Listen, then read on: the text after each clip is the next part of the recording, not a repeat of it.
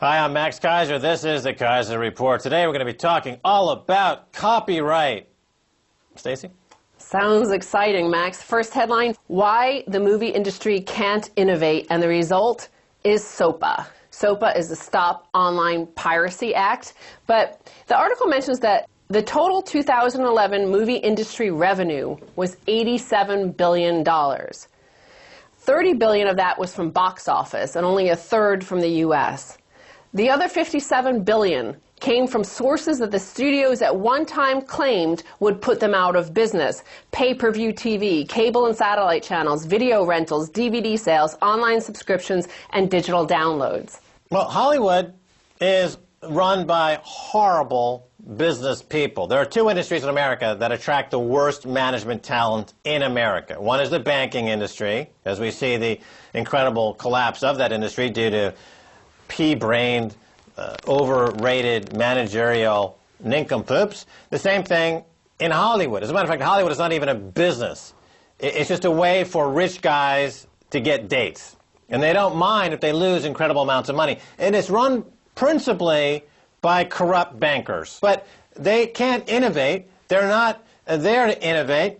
And so they're against something like so-called piracy, even though everything that they've been against for the last 20 years has turned out to be the huge money winners for that industry, in fact eclipsing everything that they think they do in terms of making a movie. So this is, again, a situation where another gift horse is right there, staring them in the face. So-called piracy is a huge revenue booster, potentially, if it's handled by innovators and entrepreneurs, not banking hedge fund rejects. Well, I think it's more than banking. I think it's an oligarchic, monopolistic, neo-feudal mindset, which you see, because bankers have their own oligarchy, their own domain, which they control, and that is they, the bankers, are the intermediary between you and the Federal Reserve. Here in Hollywood, you have the same sort of neo-feudal system of many toll booths that you have to pass through to get access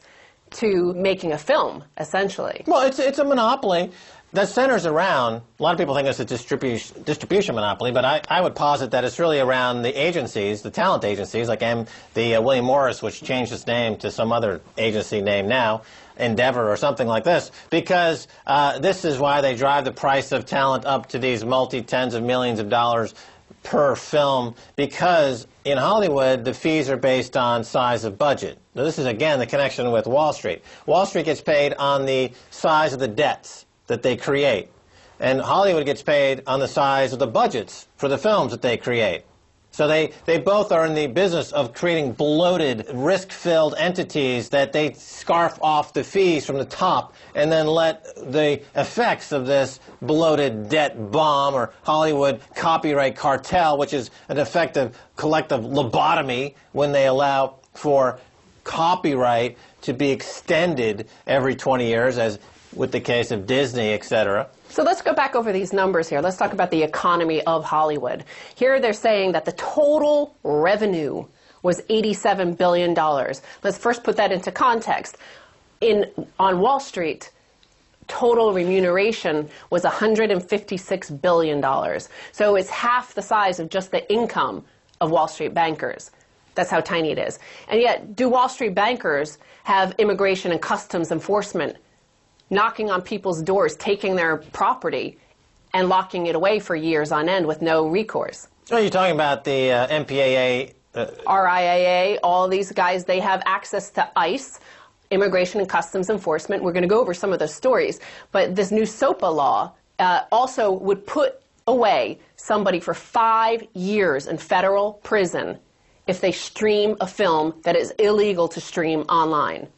Right. So in Wall Street, at the moment, they're not actually knocking on people's doors. And putting them away for 5 years if you walk away from your mortgage. Right. You can walk away from your mortgage. Exactly. Still jingle mail. Yes. But in the U.S., if you download a film, even though it's constitutionally protected under your fair use rights in the Constitution, not that that matters in America anymore, but you would get attacked legally and subject to a felony.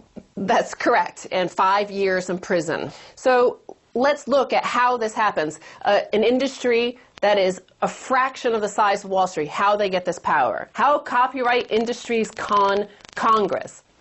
So we all know about Hollywood accounting, okay? This is where no Hollywood film in history, perhaps actually 3 or 4, have ever made profit. So they never have to pay taxes, and they never have to share with the Hollywood talent any income and profit they make. Well, it turns out Hollywood is now actually adopting, when it's convenient for them, Wall Street accounting. Industry lobbyists say that piracy costs the U.S. economy $58 billion and 19 million American jobs. These are the numbers they're using when they're passing SOPA.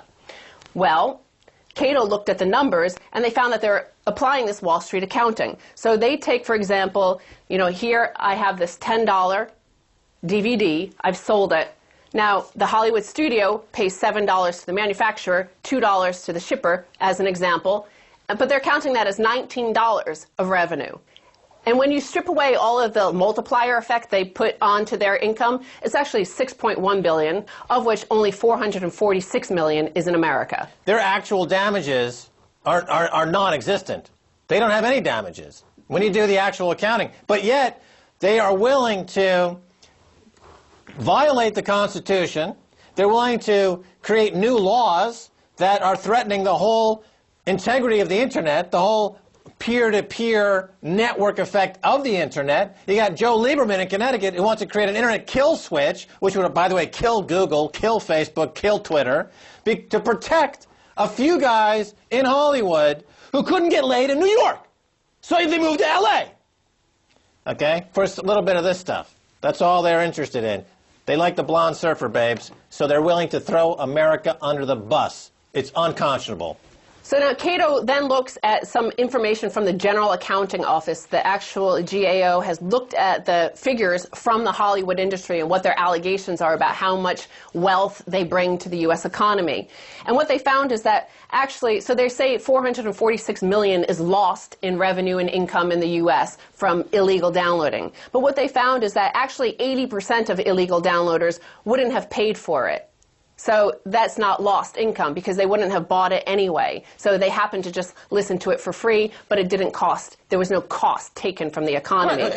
In fact, it's marketing that they don't have to pay for. Exactly. So instead of paying for marketing, instead of spending like Tom Cruise, $200 million Mission Impossible 4, they're going to spend another $100 million on marketing or more on marketing. You could not spend any money on marketing and simply let the network effect of the Internet, as it's brilliantly shown to be an innovation and business builder for companies like Google. You could apply that to your own frickin' Hollywood studio model, but you don't because you're, at the end of the day, insecure about your own sexual prowess. So you end up moving to Los Angeles, creating the biggest porno industry in the world, and throwing American democracy under the bus. Let's look at this GAO information. They say that because it's disposable income that is being used to purchase a ticket to a movie or purchase a download of a song, that the effects of piracy within the United States are mainly redistributions within the economy for other purposes, and that they should not be considered as a loss to the overall economy. Right. It's like the Internet brings standardization to Internet content and distribution, which would benefit the studios if they had a frickin' brain in their head. But instead, they want to go back to a time of artisanal workshops where everyone had their own standard for things like screwdrivers and screws and wrenches and the pre-industrial revolution. And then they want to sell that as something that they need to violate the entire Constitution and be protected as a protected industry. Los Angeles is protected by the government. Without the government protecting Los Angeles and the movie industry, they would have to compete as legitimate corporations, which they're unable to do because their product, which is highly derivative, another connection to Wall Street. Wall Street creates derivatives. Hollywood creates derivatives. Chipmunk Part 3, Mission Impossible, Part 4. They're going to put Harrison Ford in another one of these cowboy whip movies where he goes around chasing people like number 7. Phantom of the Menace 3D, Part 9. That's a derivative because there's no brains and all that sunshine has cooked their brains. And they're just walking around hoping to get a part as an extra in a porno film. And now a lot of the support in the U.S. from the population comes from the Tea Party and people who consider themselves conservatives. They're against net neutrality, they say, because they want the government out of it. Well, in fact, Protect IP Act would cost taxpayers $47 million, private sector much more. The Justice Department anticipates it would need to hire 22 special agents and 26 support staff to execute its new investigative responsibilities under the bill. That would be $10 million per year just for the government. Doesn't count the $44,000 a year on average it costs to lock somebody up in prison. But here the conservative population wants an expansion. They want more federal agents to be enforcing these laws. But a bigger concern is that the private ISPs are also having to enforce this. So they don't know, however, the CBO said that it wouldn't be possible for them to estimate those costs because there is uncertainty about how often and against whom the Department of Justice or copyright holders would use the authority. Max, how often do you think they'll use that authority? 100% of the time, because they are unable to turn a profit in a business other than using the government to strong-arm and shake down people for ill-gotten gains. Now, in response, we've got Google, Wikipedia, other major internet franchises and enterprises contemplating coming together, cooperating, to go on strike, to shut down all their respective sites simultaneously as a war between these businesses that are actual innovative and entrepreneurial are going against this Hollywood MPAA, cartel. Okay, now quick headline here for our last headline here, because I want to show you exactly what would happen. And this SOPA and PIPA are not laws now. So this is already how destructive and violent and aggressive the RIAA, the MPAA, all these guys are. Breaking news, feds falsely censor popular blog for over a year, deny all due process, hide all details. So at Thanksgiving 2010, the feds, ICE, Immigration Customs Enforcement, shut down dozens and dozens of sites. Many of them were hip-hop sites, including thejazz1.com. But ICE shut them down, it turns out, on the word of a VP of Anti-Piracy Legal Affairs for the RIAA, Carlos Linares. The word of him. Didn't show any evidence. They took this guy's site down. They claimed because there was a song that's copyrighted on there. Well, the song that was copyrighted, the record company sent him the song because his site was so popular with the hip-hop community, they wanted him to promote it. So this type of abuse is going to become commonplace, and the people who are fighting against the SOPA and PIPA are on the better side of the angels of our better nature. Stacey Herbert, thanks so much for being on the Keiser Report. Thank you, Max. Don't go away. We're going to be talking about this some more after the break, so stay right there.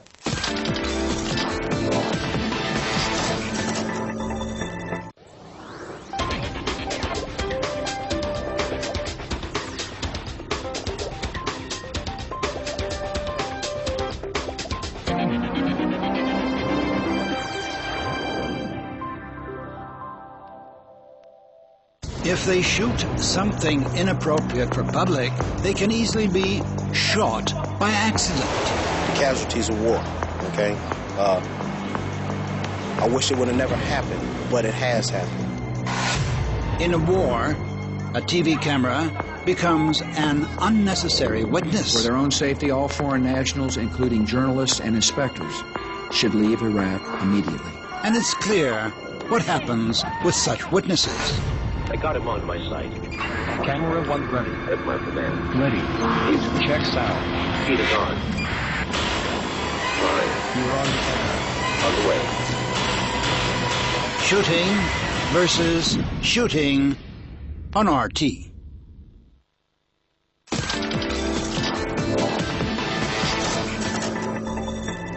I'm Max Keiser. Welcome back to the Keiser Report. Time now to go to London and speak with Amir Taqi of Bitcoin Consultancy.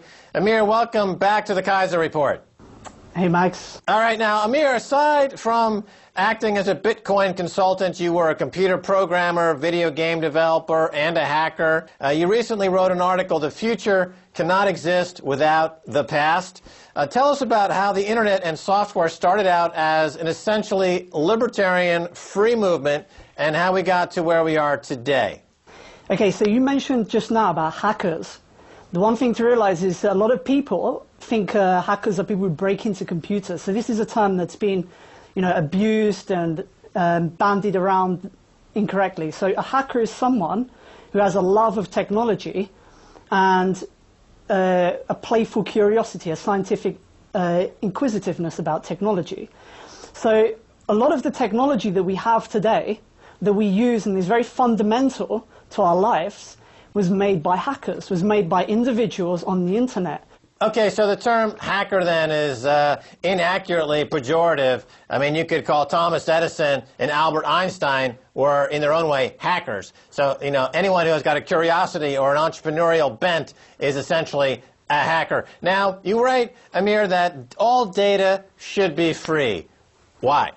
Okay, so there's been a movement on the internet, the hacker movement, and it has a very deep and rich history and cultural background, and even has its own set of ethics. So, first of all, that all individuals should be allowed access to individual personal privacy. Secondly, that all authority is not to be trusted and decentralization is to be promoted. And thirdly, that all information should be free.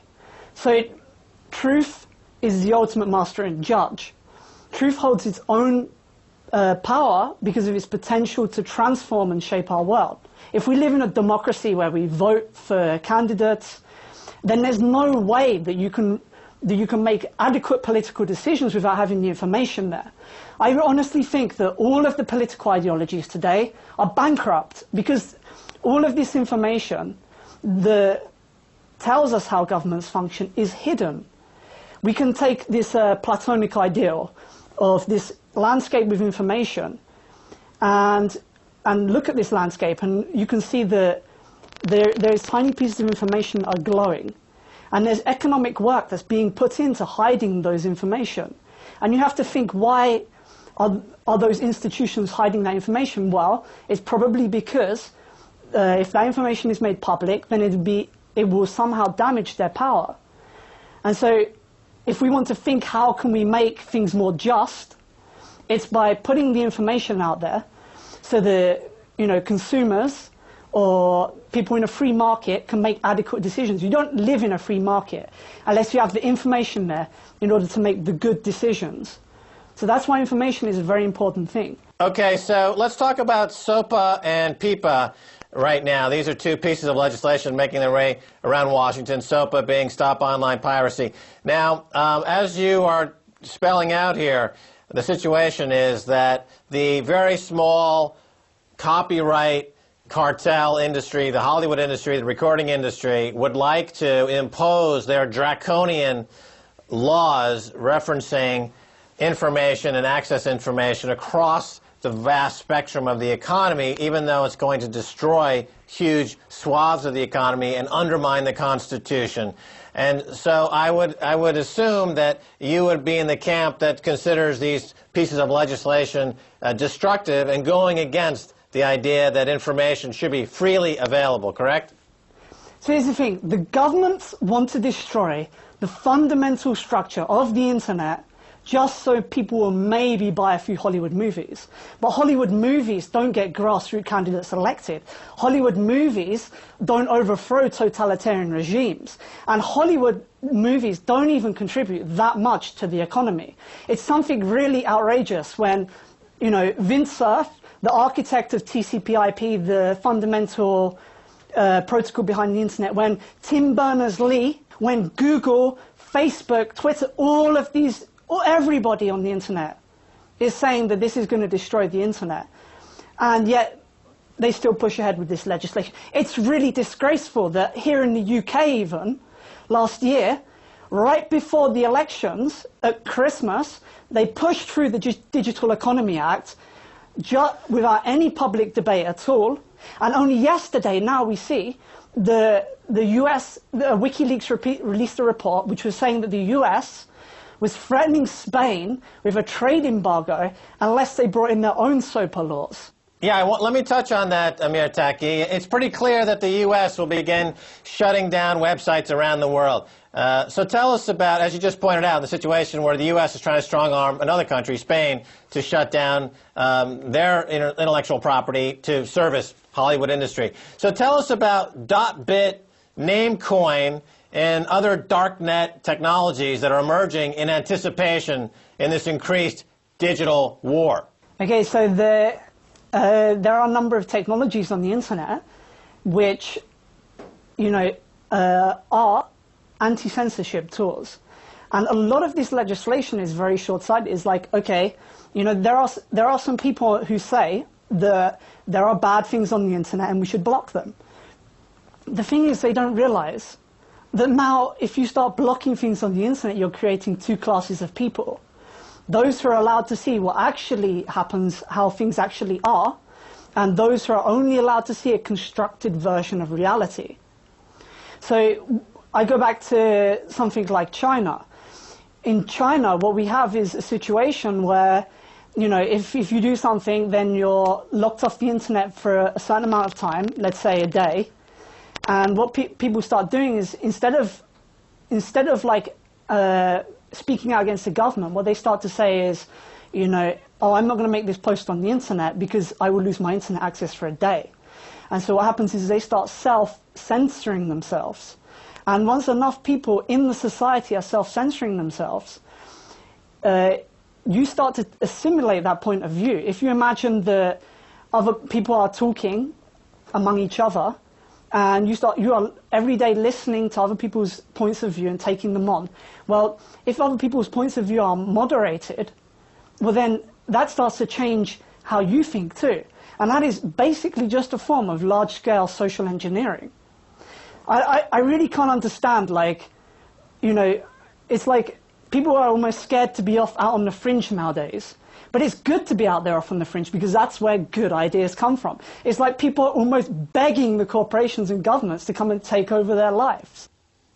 Okay, let's talk about 2012 because clearly the forces of those who support sites and other initiatives like .bit, Namecoin, really the next generation after Wikipedia. People think that Wikipedia was the end of the war between the information copyright cartel and the people. They're going to be severely shocked when they see things coming in 2012. So tell us a little bit about Bitcoin. You're a Bitcoin consultant. Bitcoin is back on the map in a big way. Tell us about what you see for Bitcoin in 2012. Okay, so the industrial age took 200 years, and we've only been 2 or 3 decades into this technological cycle. We're in the information age, and it's only been 2 or 3 decades. So we are really just at the beginning of the amount of cool things we can see. We can already see there's been like WikiLeaks, which has been opening governments. We can see Wikipedia, which has been giving everyone in their back pocket access to the world's information. We can see Linux, which has given back people the power to own their own devices. We can see BitTorrent, which made copyright annulled. You can see what email did, connecting everybody around the world, the web. But these are very basic technologies. And really, if we've seen how disruptive these very basic technologies have been, things like BitTorrent, we're really just at the beginning of how much disruptiveness we're going to see. Because a lot of the things that are possible just haven't been thought of yet. And one of the things, yes, is Bitcoin, which is, is the first time that we have a digital money. There are things like PayPal and, and there was flus in the 80s, but these aren't really digital money. They are the current monetary system with some layer in digital state. I'm actually talking about digital money. And all of the things that come with having something be digital will come with Bitcoin. And there are other things like the RepRap. The RepRap is a machine that anybody can build in their house very cheaply and be able to manufacture items. So you see all these plastic items like a coat hair or these grinders, and they cost like 15, 20 pounds. The whole idea is that you could build this 3D printer and anybody in their house can manufacture a wide range of items. What it is, all of these technologies are cutting out middlemen from the industry.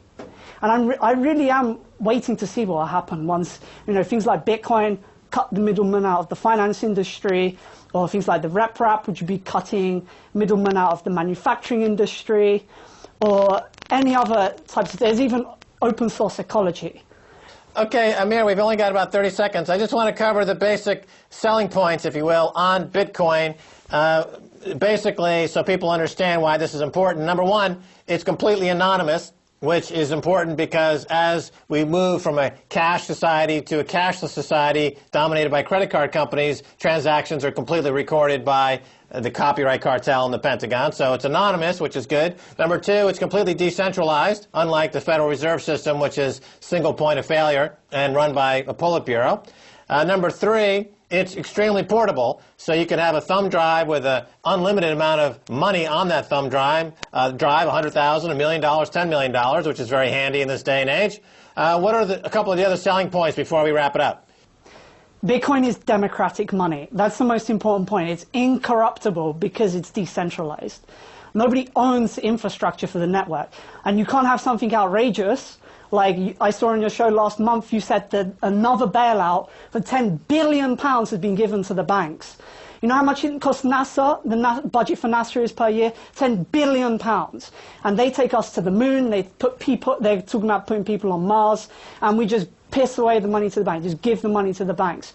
You know, a mission to put people on Mars would cost £100 billion. That's how much we've given to the bank. That's totally corrupt. Oh, absolutely, absolutely. The entire digital infrastructure, Oracle, Google, Microsoft, Apple, would not have existed had there not been John Kennedy's imperative statement, let's go to the moon. All right, so we're out of time. Amir Taqi, thanks so much for being on the Keiser Report. Thank you. Ciao. All righty, that's going to do it for this edition of the Keiser Report with me, Max Keiser, and Stacey Herbert. I want to thank my guest, Amir Taqi. You can send me an email at KeiserReport@rttv.ru. Until next time, Max Keiser saying bye, y'all.